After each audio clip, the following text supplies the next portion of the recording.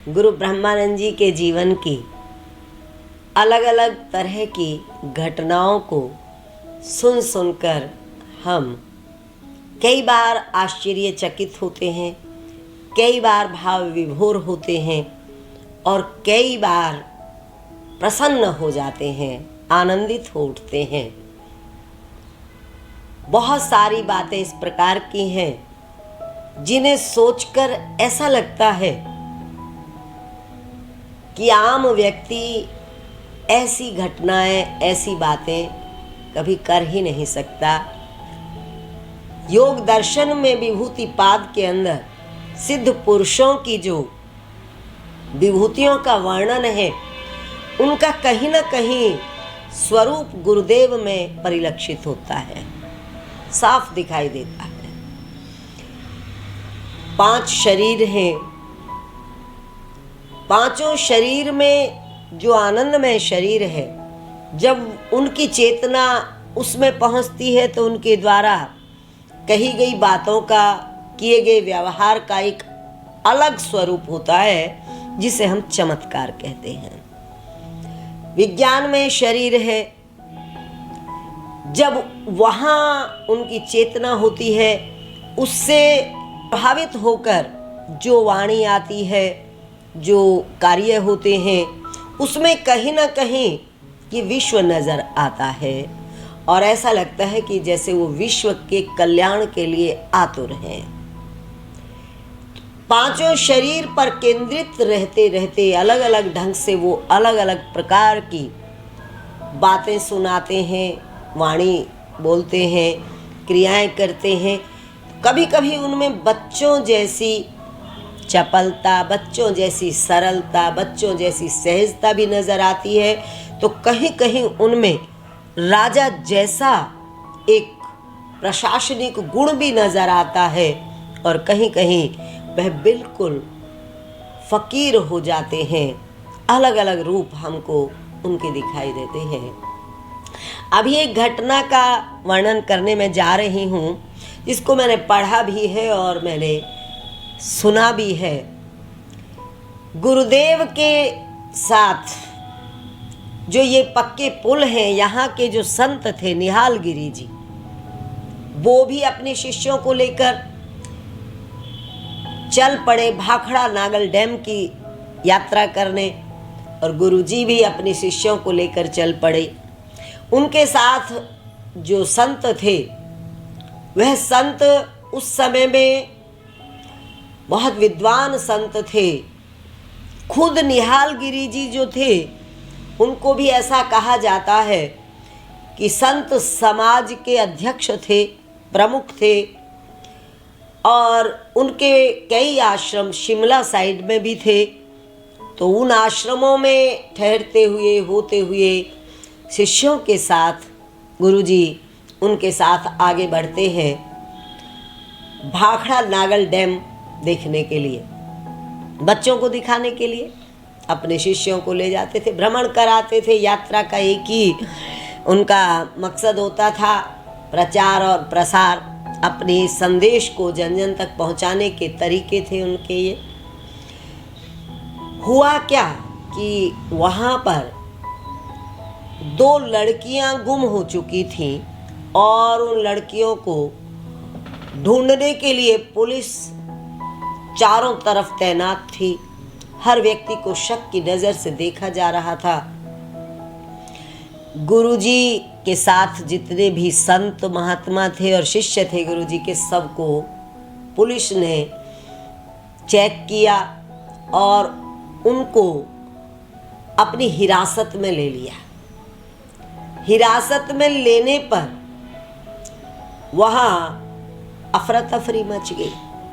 जो निहाल गिरी जी थे, उन्होंने वहाँ पर, क्योंकि वो एक तरह से प्रमुख व्यक्ति थे, उनके पास एक पद था, उन्होंने काफ़ी जद्दोजहद की, कुछ रौब से भी बात की, कुछ अपने ढंग से बात की, लेकिन कोई भी उनकी बात से राज़ी नहीं हुआ और छोड़ा नहीं।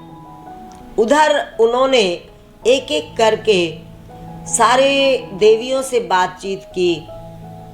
पुंडरे वाले देवी जी हैं, उनसे बात, जब वो छोटे ही थे, क्योंकि उनके जो उम्र भी कम थी देवियों की, और साथ में उनके वस्त्रों के पहनने का ढंग भी ऐसा था कि संदेह हो जाता था। वो पहले एक नज़र में सबको लड़के जैसी दिखाई देती थी देवियाँ, अब लड़के जैसी दिख रही हैं, और फिर पता लगता है कि लड़कियां हैं तो पुलिस तो शक करेगी ही करेगी।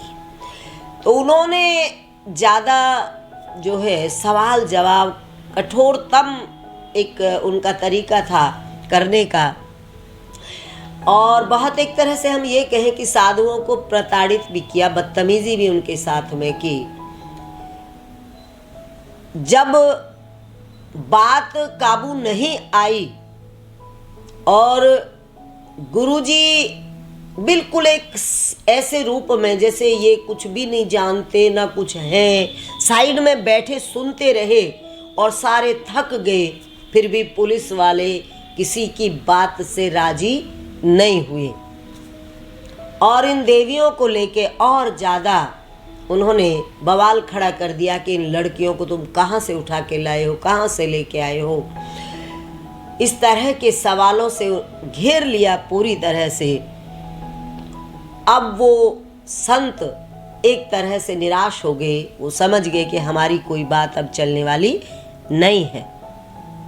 तो कहते हैं गुरुजी बिल्कुल विनम्र होकर उठे, उठकर जो मेन पुलिस इंचार्ज था, थाना इंचार्ज था, जो ज़्यादा उछल कूद मचा रहा था, हाथ जोड़ के उसके सामने खड़े हो गए और कहने लगे कि इन साधुओं का कोई दोष नहीं है, मैं दोषी हूँ, ये लड़कियाँ मेरे साथ हैं। इतनी विनम्रता से एक अलग ही उनका रूप था, कोई सोच नहीं सकता था। विनम्र भाव से वो बोले तो सामने वाले भी विनम्र हो गए। उन्होंने कहा बाबा इतनी देर से चुप क्यों था, बताया क्यों नहीं था, फिर अपना परिचय दो। गुरुजी ने फिर अपना पूरा परिचय दिया कि मैं पुंडरी से हूँ, कैथल से, हरियाणा। उस समय करनाल जिला होता था, तो हम हरियाणा से हैं, करनाल जिला से, और थाने के पास ही हमारा आश्रम है। बड़े सॉफ्ट एक तरह से शब्दों में, भाषा में गुरुजी ने उनसे जब अपनी बात कही तो वो बिल्कुल पिघल गए, एकदम पिघल गए। ये गुरुजी का अपना तरीका था। अभी तक हम कई जगह से ये बातें जाने हैं कि पुलिस के सामने भी गुरुजी अकड़ जाते थे। गुरुजी आर्मी के सामने भी अकड़ गए थे नौशहरा में। यहाँ हम देख रहे हैं कि यहाँ गुरुजी पुलिस के सामने बिल्कुल विनम्र हो गए। वो जानते थे कब क्या कैसा व्यवहार किसके साथ करने से किसको झुकाना है। उन्होंने पुंडरी थाने में वायरलेस की, लगा टाइम, इसमें 2 दिन लग गए। यहाँ से जानकारी ली, सबके नाम पते वहाँ भेजे, और वहाँ से फिर वापसी यहाँ वालों ने ये तो बता दिया कि गुरु ब्रह्मानंद यहाँ की एक बहुत वंदनीय हस्ती है और यहाँ उनका बहुत सम्मान है, और उनके साथ जो भी देवियाँ हैं, लड़कियाँ हैं, वो सब अपनी मर्जी से आई हुई हैं। लेकिन उन्होंने ये जानना जरूरी था कहाँ से कौन आई हुई है, इसकी जानकारी लेने के लिए उनके घर तक उन्होंने पुलिस भेजकर जांच की पूरी। जो जो देवियाँ जहाँ जहाँ की थी वो पूरा वहाँ का विवरण लेके आए, पूरा बायोडाटा लाए उनका। फिर उन्होंने भाखड़ा जो पुलिस थी वहाँ की, उस पुलिस को वो पूरा डाटा दिया। उनको जब पूरी संतुष्टि हुई तो उन्होंने फिर गुरुजी को माफ़ी मांगकर पहले आनंदपुर थाने में ले गए, वहाँ उनको रखा, और वहाँ जाकर संतुष्ट होकर फिर क्षमा मांगी और उनको फिर बिल्कुल बाइज्जत छोड़ दिया।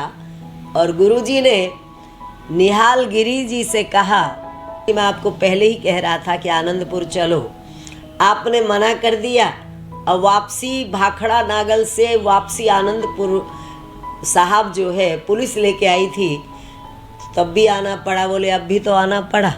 तो यही नहीं समझ आता था कि उनको दिखाई भी दे रहा है और वह चीज़ों को समझते हुए भी उसको होने दिया करते थे और उसको एंजॉय करते थे एक तरह से। कभी किसी बाधा से बाधित होते उनको नहीं देखा, टेंस होते उनको नहीं देखा। ओम तत्सत।